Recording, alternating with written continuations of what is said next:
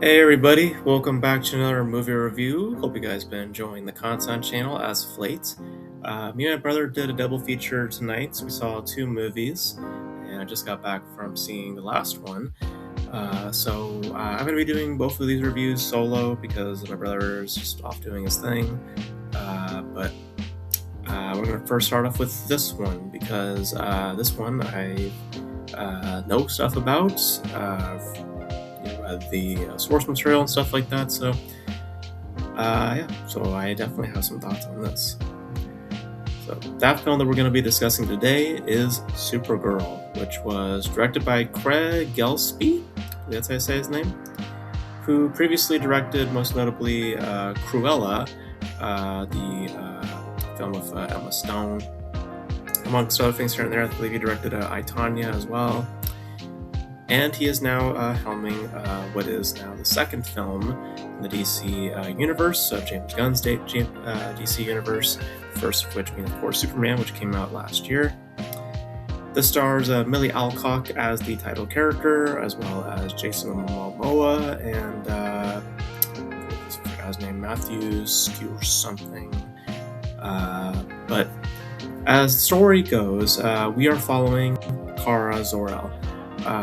Or Kara, is it Kara Zor-El? I believe it is Kara Zor-El. And she is, as we saw at the end of Superman, in a rough spot. She's a bit of a drunk. She drinks quite a bit, and she is, kind of just a lost soul. She's, not in touch with reality all too much. She's basically trying to escape from it, and she's approaching a birthday, specifically her 23rd birthday, and she's stumbles into a situation involving a young girl named Ruth, who had just witnessed her family being murdered by a villainous character named Krem of the Yellow Hills, who has a specific fixation on women and preys on women's suffering.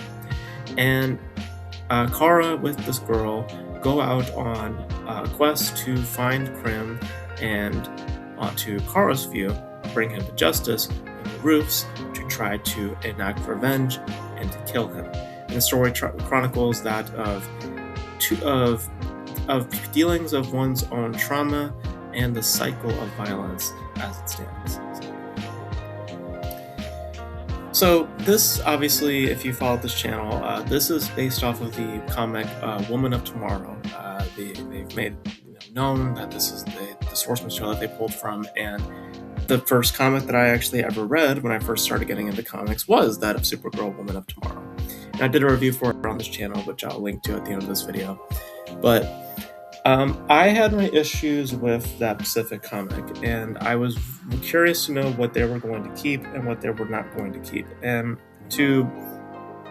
before we get to the film proper, just talking about translation from page to film, it is very clear that they have used the comic more or less as a stepping off point, but not note to note. And I'm glad for that, because there's things about the story that I just don't feel were needed, from what it was written on the page to being translated to a story front.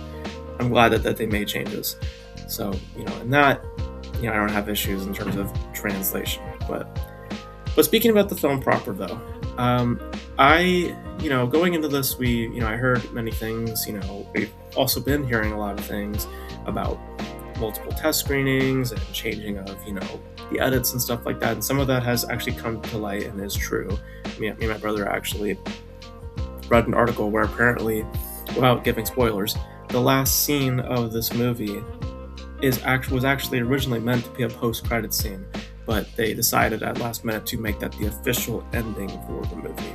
So there has been some switching around of this film for a little bit, and to some extent, or actually largely to some extent, you can tell that this film has been worked around, and they're trying to find some way to make it work, and therein lies a big problem. And we will get to that problem in a second, because I want to start in a positive note for a second, which is a little bit thin, to be honest, but just to speak positively for a second. I do think the performances are competent. I won't say that they're great, but I think that they get their jobs done. Millie Alcock, I had my initial hesitations with when I first saw the trailer, and they're still kind of present here. I feel like she gets the sass right. Like I get what she's trying to go for.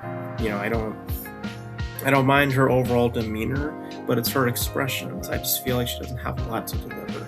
I feel like she's very she's not very expressive, when it comes to her emotions. And I feel to some extent there's a reason behind that, but largely also I feel it's a lot of the shortcomings coming from Millie Alcock and what she is, not really driving home in terms of specific points of the story. I felt like the actress for Ruth, I also felt was not particularly strong. I felt that she just kind of was just a one-note type of speed in terms of how she was delivering her lines, so it didn't really translate for me as well.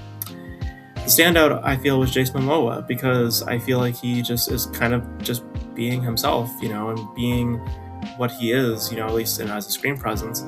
He's entertaining, he just kind of goes all out, and he has kind of just a ball, and it's kind of translated here with Lobo. And also to note, also, Lobo is not in the original comic, so that's just a thing that they decided to bring for the story. And yeah, by the way, also sorry if you hear noises. My brother's just deciding to play guitar right now, but they definitely, they definitely had some interesting performances. The villain is also okay as well, but more or less what I'm also trying to get to is that I feel like I can understand the conceit of what it's trying to accomplish. I understand that ultimately it's a story about one's pain and about suffering, and how does one come out the other side, and ultimately the journey that Kara goes on is about trying to rise above that, and I see the conceit, I see what they're trying to accomplish here. Where the film falls apart is a lot to do with structuring, and a lot to do also with the deliverance of said message within certain narrative choices that I feel really walk the film back. Absolutely. For starters, the film is divided into 3 different storylines, or they have like 3 different sorts of plot lines that they want to show you. They have the main story with Kara and Ruth, which is where ultimately the comic as it stands. And then they have these other 2 things. They have something involving a character that I won't spoil. You've seen this character already to some extent, but he's in the story a little bit. So there's that storyline for that we choose to show for a small bit of time. And then we have everything that happens with Krypton. And all that is trying to coincide with this idea of trauma and about the struggles that Kara is dealing with eternally. But it all feels much too distant from each other. It doesn't feel like we're actually coming to a place where everything feels melded and feels understandable, because the overall edit that they have chosen to take with this just feels much too distant. Nothing feels like it's really meshing together as much as here's this part and here's that part, and we're just going to put them together. For example, the film starts out, right, and Kara is walking around, drinking and partying and stuff like that. And the film starts off on quite a light note. It's trying to be comedic, it's trying to be kind of fun and spirited. And then immediately the tone changes absolutely when we get to the Krypton stuff, because then that right there, it's more heavy and more serious and very, very, in some ways bleak. And the sudden shift in tones from that to then going back to this other tone to then doing this and that, it doesn't feel consistent. And it's not in the case of, just getting the scene right. It's also getting the understanding of why it is things are shifting. And the answer is not really. There's not really a reason for it. It's all to do really with the edit and how things are flowing. And it's just not working. So I feel like ultimately a lot of those rumors that we're hearing, they might be true, because things just aren't clicking. Things aren't meshing well.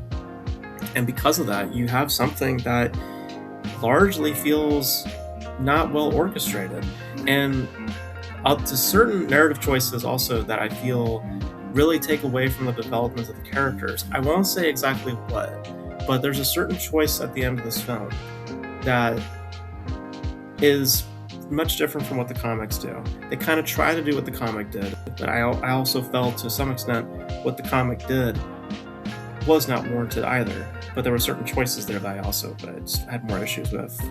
With this, it has to do everything with what's being presented up front. You know, it's not to do with the comic where I've had issues with certain background material. This has to do with everything that has to do with the choice that's made. And it's not in the case of a bold choice. It's a choice that ultimately spells out the lack of direction, because the whole point of the journey of Kara that is going on is trying to move forward, trying to find a way to become the better version of herself again. And ultimately, you don't have that here. So I just feel as though ultimately the problems with Supergirl lies in just the foundation itself. It's very messy. In some ways it's also sloppy, because when you go from the journey that Kara is supposed to be on to the ultimate choice that is made at the end, it robs that overall experience. It robs that overall journey. And I hate to be so fixated on such a thing. You know, I normally in such cases I wouldn't be so, fixated, but in a case like this, where it completely changes, what happens to that character, or it completely deflates that overall journey and deflates the importance of what that character is also saying. It just shows, the lack of direction and to some extent the lack of care that is spawned through this film. So I feel that it is very inconsistent, in some ways very boring, and in a lot of ways very sloppy. And you have performances there that are okay. Nobody's really doing, like I said, the weak link I would say is Ruth. I just don't think she does particularly great with her delivery, but it's just fundamentally flawed, and not in the flawed way where it's redeeming or or endearing. It's the kind of flawed that is just more problematic as time goes on, and the more time that you actually sit with it. So yeah, those are my thoughts on Supergirl. I didn't hate it, but I didn't really like it either. It's very, very problematic, and I think that the issues come more to light as the film plays. Also the choreography too is not particularly good. A lot of the action that's very close cornered and very lots of cutting in between the action itself. So a lot of that also fell flat for me as well. But in terms of translating the overall story, I feel like it doesn't really do much, because it's using the comic more or less as a backdrop. A lot of the comic is not being utilized here. There's no unicorn. There's no weird thing that happens with Crypto at the end. They have Lobo in this, which Lobo was never in the original story to begin with. So it's more or less used as a stepping off point. And I'm glad that they used it for that purpose. But for what it is that we have here, it just really needs to be reined in. And I just feel as though that it's not getting to that place as much as it's just doing things for the sake of doing things without a large reason to supply it, or a large amount of resonance to compel the viewer. But you guys, leave your thoughts on Supergirl if you guys have seen it. Sorry, my brother is just doing what he's doing. But let me know your thoughts on Supergirl if you guys have checked it out in the comment section below. And that's going to be it for this video, guys. Thank you guys for tuning in. And until then, I will catch you guys in the next video. Bye.